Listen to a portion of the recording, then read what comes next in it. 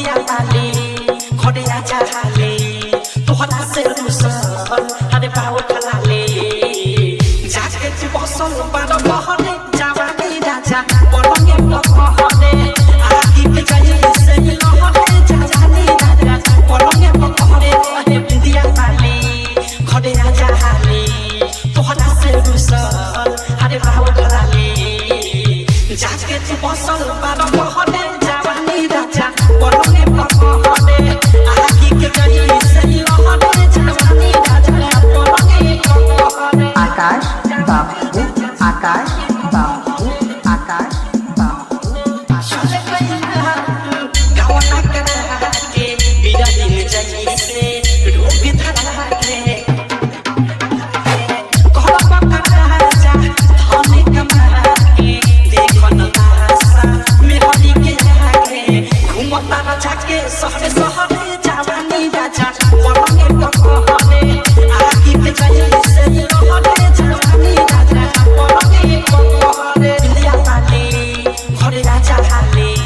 तोहरा से रुसल अरे बाबू खलाले ओहे बिंदिया वाली घरे राजा हाले तोहरा से रुसल अरे बाबू खलाले जाके तू बसल बार बहरे जवानी राजा पलंगे पकहरे आखी के जाई से लहरे जवानी राजा पलंगे पकहरे आकाश बाबू आकाश बाबू आकाश बाबू औरत सस्ते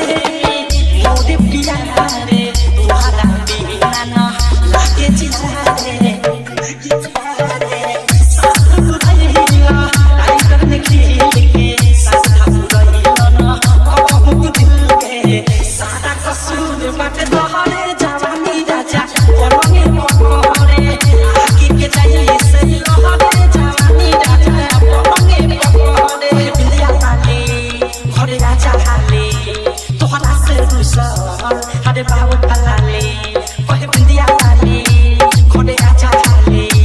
तोहरा से रुसल अरे बाबू खलाले जाके तू बसल बार बहरे जवानी राजा पलंगे पकहरे आखी के जाई से लहरे जवानी राजा पलंगे पकहरे Download from www.djakashbabujaunpur.com